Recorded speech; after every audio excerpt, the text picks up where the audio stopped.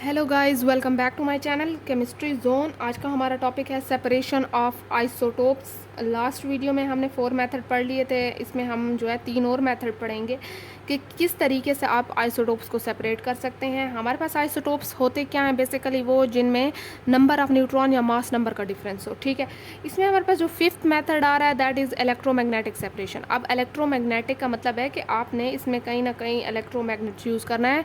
किस चीज़ के लिए? सेपरेशन ऑफ आइसोटोप्स के लिए। यहाँ पे इस जो मेथड है इसका डायग्राम मैं आपको यहाँ पे नहीं बनाया, लेकिन मैं आपको डायग्राम भी दिखा दूँगी कि इस मेथड में होता क्या है कि हमारे पास जो डेम्स्टर मास स्पेक्ट्रोग्राफ था, डिवाइस था, जिस पे हम क्या कर रहे थे कि सेपरेशन ऑफ आइसोटोप्स कर रहे थे इस डिवाइस पे, हम उसी का प्रिंसिपल लेके चलते हैं। ये भी आपके पास ऑलरेडी वीडियो अपलोड है। हम उसी चीज़ के प्रिंसिपल को लेके चलते हैं। लेट सपोज मैंने क्या किया कि मैंने आइंस ले लिए हैं नियॉन 21 और 22 के। ठीक है, अब मैं आपको पढ़ के भी दिखा देती हूँ कि this method was uses the principle of mass spectrograph. Dempster जो हमारे पास एक ऑस्टन मास स्पेक्ट्रोग्राफ था, एक डेम्स्टर मास स्पेक्ट्रोग्राफ था। तो हमने यहाँ पे जो प्रिंसिपल यूज़ किया वो डेम्स्टर मास स्पेक्ट्रोग्राफ का किया। For example the beam of ions, जो नियॉन के मैंने बीम ऑफ आयंस ले लिए हैं, जैसे नियॉन 21 22 को ले लिया है, जो मुझे इस मास स्पेक्ट्रोग्राफ डेम्स्टर मास स्पेक्ट्रोग्राफ से जो मुझे आइसोटोप्स मिले थे मैंने नियॉन के, वो मैंने ले लिए हैं। ठीक है, अब उनको लेने के बाद मैंने क्या किया है कि उनको पास करवाया है पोल्स ऑफ मैग्नेट के, क्योंकि यहाँ पे इलेक्ट्रोमैग्नेट की बात हुई है। तो मैंने क्या किया कि उनको मैग्नेट के 2 डिफरेंट पोल्स से पास करवा दिया है। The different isotopes are deflected to different extent. अब मेरे पास अकॉर्डिंग टू मास जो होता है, सेपरेशन तो होती ही मास की बेस पे है। अब क्या हुआ कि हमारे पास डिफरेंट एक्सटेंट पे जो है आइसोटोप्स डिफ्लेक्ट होने लगे and collected in cool chamber place in appropriate. अब जो मेरे पास चैम्बर बने हुए थे, अब वो अकॉर्डिंग टू जो भी उनकी डिफ्लेक्शन है वो वहाँ पे कलेक्ट होना शुरू हो गए। मतलब कि अब लाइटर जो है वो अलग उनकी डिफ्लेक्शन होगी, हैवियर आइसोटोप्स की अलग होगी। तो मेरे लिए वो अपने अपने चैम्बर में सेपरेट होते जाएंगे। लेट सपोज मेरे पास नियॉन 21 वाले सारे हैं, वो नियॉन 21 एक ही जगह पे डिफ्लेक्ट करेगा, सारे वहीं पे कलेक्ट हो जाएंगे। अगर 22 है हैवियर वाला तो वो अलग कलेक्ट हो जाएगा। ठीक है, तो हमारे पास वो कहते हैं कि although the quantities obtained from this method are very small indeed but this separation is complete. अब हमारे पास वो कहते हैं कि हाँ, इसमें क्वांटिटी हमारे पास कम होती है, लेकिन यहाँ पे सेपरेशन आपको प्रॉपर तरीके से पूरी दी जाती है। ठीक है,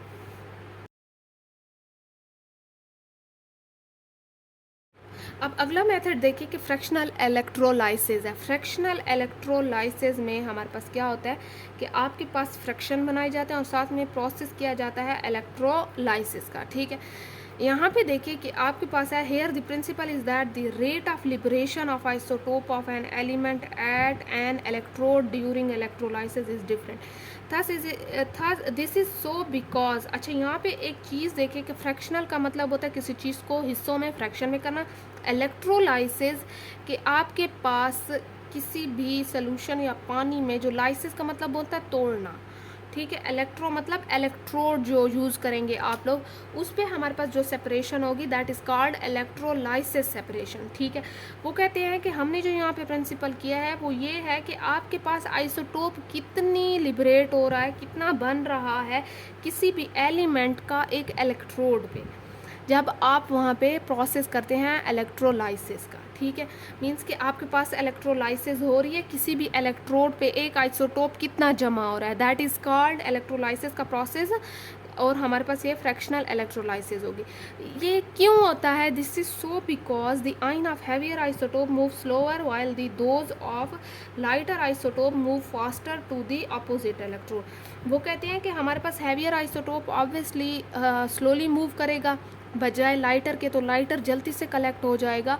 हमने यही चीज़ देखनी है कि आपके पास जो जितना जल्दी कलेक्ट हो जाएगा मीन्स कि ये लाइटर आइसोटोप है, और जो जितना आराम से या स्लोली वो करेगा तो हमें समझ आ जाएगी कि ये हमारे पास हैवियर आइसोटोप है। ठीक है, अब जो है हमारे पास एक साइंटिस्ट था जिसका नाम यूरे था। इन 1931 separate the two isotope isotopes of hydrogen 1 और हाइड्रोजन 2 किया।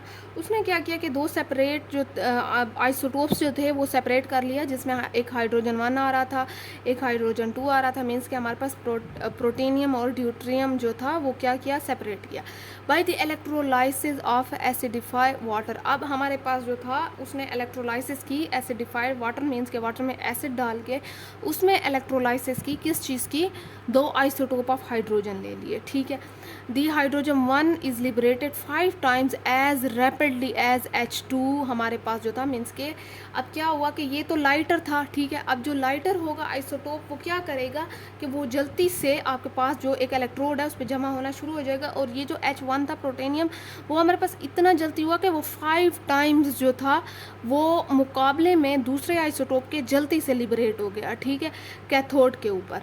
अब देखिए कि जो residual water become richer in heavy water और ड्यूट्रियम ऑक्साइड, और हमारे पास ड्यूट्रियम ऑक्साइड के ये दो इस तरीके से लिखते हैं। ठीक है, which upon further electrolysis yield gas richer in deuterium. अब हमारे पास क्या हुआ कि आपके पास जो था उसने क्या, दो आइसोटोप लिए, एक H1 ले लिया, एक H2 ले लिया, हाइड्रोजन के दो आइसोटोप ले लिए और उसे एसिडिफाइड वाटर में इलेक्ट्रोलाइसिस उसकी की।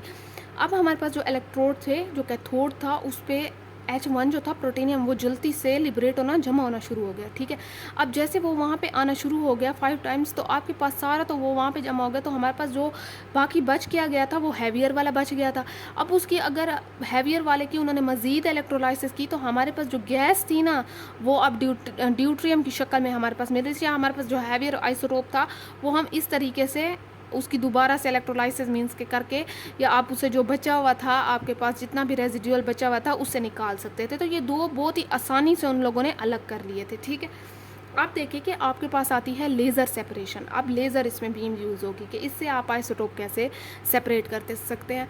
अब लेज़र सेपरेशन में देखिए तो a laser is a very fine beam of electromagnetic radiation which consist of photon corresponding to a single wavelength frequency और एनर्जी। आपके पास पहले तो ये बताया गया कि हमारे पास लेज़र होती क्या है। लेज़र एक फाइन बीम है, इलेक्ट्रोमैग्नेटिक रेडिएशंस है, ठीक है, जिसमें आपके पास जो फोटॉन्स होते हैं उनकी सिंगल वेवलेंथ, सिंगल फ्रीक्वेंसी और एनर्जी होती है। ठीक है, all the waves in a beam are in the phase with all the trough and peaks moving through space together। सारी ट्रफ्स इकट्ठी, क्रस्ट इकट्ठी, पीक्स मीन्स क्रस्ट, ट्रफ मतलब down जो फॉल होता है, ऐसे ये वाली चीज़ है। ये हमारे पास पीक है, ये ट्रफ है, मीन्स कि ये हमारे पास बहुत नीचे है और ये बहुत ऊपर है। तो ये ट्रफ, क्रस्ट ट्रफ जो है ये बिल्कुल इसकी सेम होती हैं, सेम फेज में जा रही होती हैं।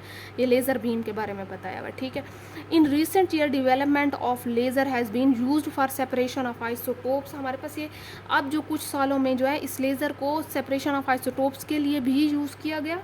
If the laser light is on the appropriate wavelength. अब आपके पास अगर इस लेज़र की अप्रोप्रिएट वेवलेंथ है तो one isotope will absorb the energy while the other isotope will not.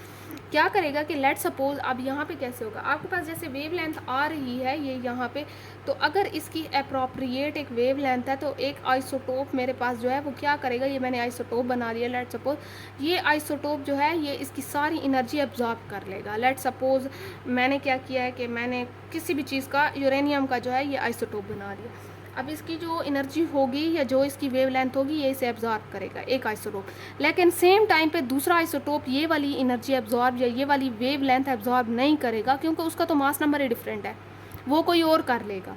ठीक है, तो ये जो है हमारे पास क्या होगा कि एक जो है वेवलेंथ अप्रोप्रिएट एनर्जी उसकी एब्जॉर्ब कर लेगा, वाइल द अदर जो है वो नहीं करेगा। The slight difference in absorption spectra of two isotopes thus produce has been used to separate the more energetic isotope from other. अब क्या करते हैं कि आपके पास जो है ये एब्जॉर्ब करने के बाद जो आपका स्पेक्ट्रम आएगा हम उससे चेक करेंगे कि आपके पास जो दो आइसोटोप थे उसमें सबसे ज़्यादा इनर्जेटिक वाला आइसोटोप कौन सा था, इनर्जेटिक एनर्जी या ज़्यादा एनर्जी किसने एब्जॉर्ब की, तो उससे अलग कर देंगे दूसरे वाले से। ठीक है, तो इस तरीके से हमारे पास जो है दो आइसोटोप अलग हो जाएंगे। It has use for separation of chlorine भी हो जाता है, सल्फर आइसोटोप्स के लिए भी ये प्रोसेस आप यूज़ कर सकते हैं। Laser separation of uranium is 1000 time more efficient than gaseous diffusion. अब वो कहते हैं कि लेज़र वाली इतना ज़्यादा एफिशिएंट है, 1000 गुना ज़्यादा एफिशिएंट है। जो हमने गैस डिफ्यूजन वाले सेपरेशन पीछे पड़ी थी उससे तो ये बहुत ज़्यादा आपके पास क्या है, बहुत एफिशिएंट है, अच्छा यील्ड देता है। तो ये थे हमारे पास separation of isotope. I hope so आपको समझ आ गया होगा। फिर अगली वीडियो में मिलते हैं इंशाल्लाह। अल्लाह हाफिज़।